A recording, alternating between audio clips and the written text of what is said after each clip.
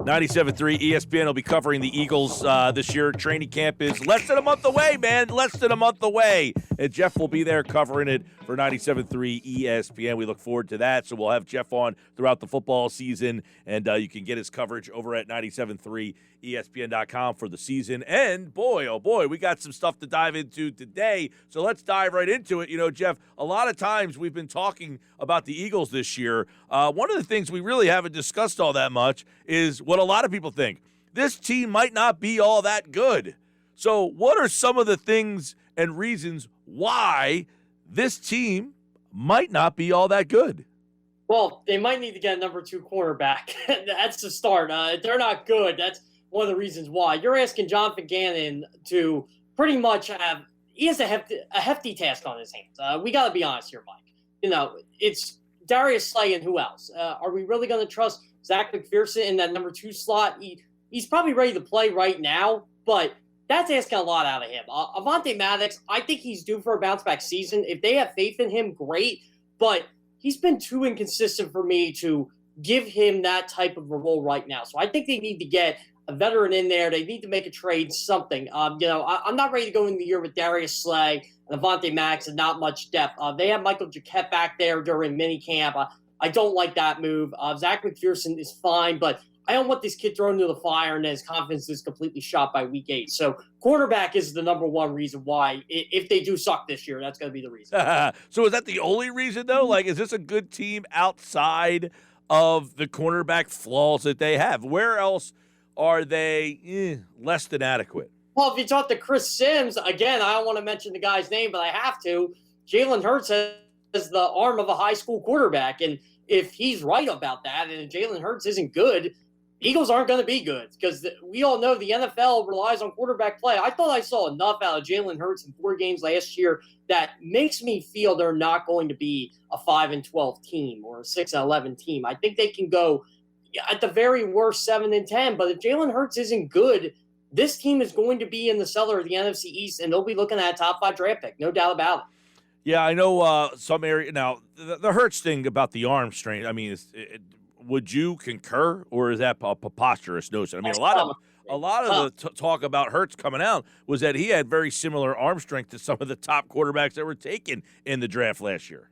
I can guarantee you this: Jalen Hurts has a better arm than Chris Sims ever had. That is accurate. Yes, that is probably even Phil Sims. Yeah. I don't want to bust on Phil Sims here because I am his colleague, but I can bust on Chris Sims. Phil Sims is a good quarterback. I got to give Phil Sims his props. But he was good, but he didn't have this monster strong arm. No, he didn't. But he was very accurate, and you know what? He was very smart mentally. He was a great decision maker, and honestly, he would have had 2 Super Bowls if he didn't get that injury in 1990 that Jeff Hostetler led that team to the championship. That's how highly I thought of Phil Sims, and he's a good quarterback for the Giants for 8-9 seasons. I mean, I got to give the guy a lot of credit, but yeah, you're right. Was his arm strength not the strongest? No, but in today's NFL, it might have been just based on how they focus on that with quarterbacks. But to say Jalen Hurts has a weak arm, I think that's preposterous. I mean, I really do. I don't think we've seen enough of that yet. What I like about Jalen Hurts is, and again, this is not a criticism at all whatsoever, I see him as kind of a poor man's Lamar Jackson at this point. Like, he's a guy who doesn't have a high completion percentage, probably isn't that great right now on 15 to 25-yard passes, but he can create plays with his legs. He can extend the play. He can run an offense. And if it's a run-first offense where you can gain yards on the ground, and the Eagles averaged 5 yards per carry last year, I think he's set up for success. Jeff Kerr, CBS Sports 97.3, covers the Eagles in the NFL.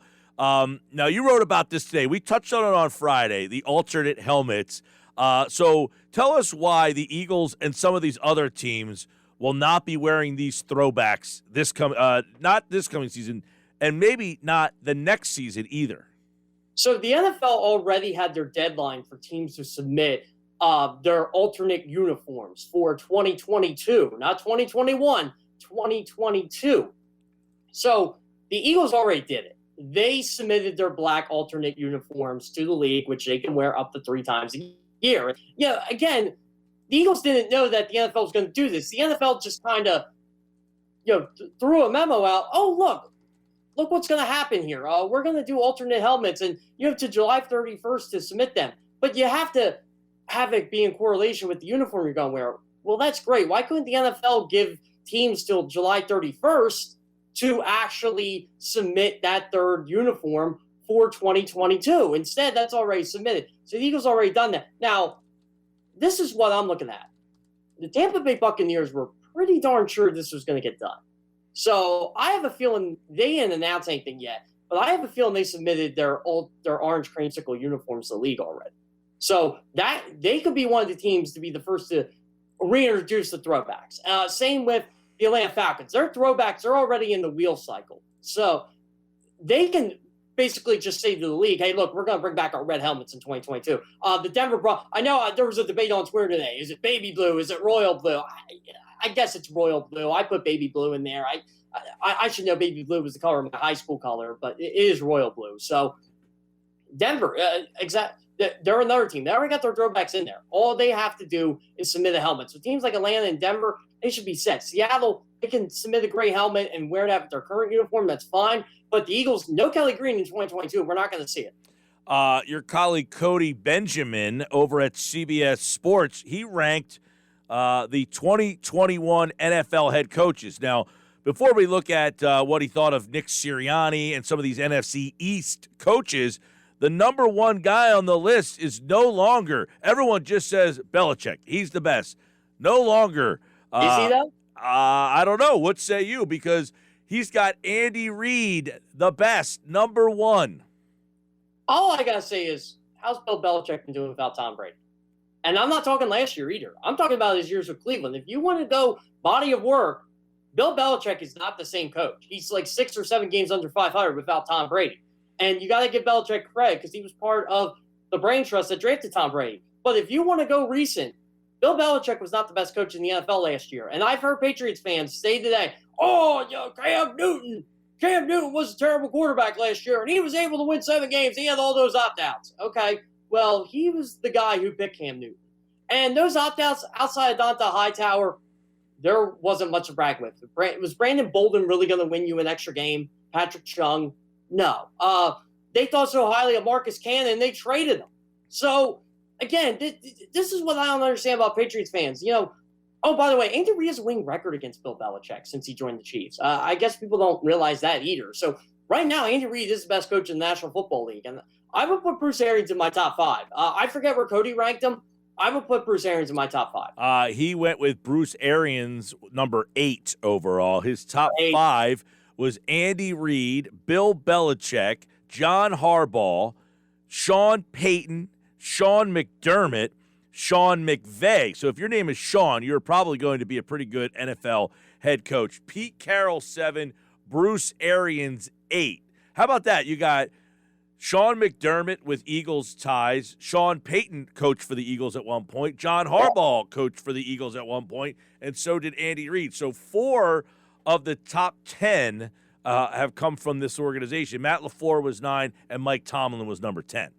Yeah, I can't argue with that top 5. I mean, Sean McDermott, look what he's done in Buffalo. Sean McDermott is pretty much a Super Bowl away from basically being probably considered the best coach in the league, if we want to be quite honest. I mean, that's how much he's turned around the Buffalo Bills. He's made 3 playoff appearances the last 4 years for a franchise that didn't make the playoffs since 1999. And look at what the Bills have done with Josh Allen. He's one of the best quarterbacks in football. So, yeah, I agree with Sean McDermott in the top 5. Sean Payton, obviously, body of work. We'll see what he does without Drew Brees. I have a feeling, though, he's proven over the last 2 years he can win without Drew Brees, as you saw with Teddy Bridgewater, as you saw with Taysom Hill last year. Saints are a really good team. I don't think they're going to slip much in 2020. I don't think they're going to win the division, but I think they're going to be right in the mix for a playoff spot because they are well coached. They have a great coach. They have a great coaching staff in place. And really, if Jameis Winston, if he wins the job and lives up to number 1 overall pick status that he was in 2015, we're really looking at something here. So, again, I can't argue with Sean Payton. Bill Belichick, again, I think body of work, you got to put him in the top 5. I mean, look what he's done. He's won 6 Super Bowls. You can't take that away from him. Nope. I think he's go ahead, Mike. No, I was going to say you can't. I mean, I think Belichick look, it's funny you said this. He picked Cam Newton, and he picked him again this year. He could have washed his hands from it.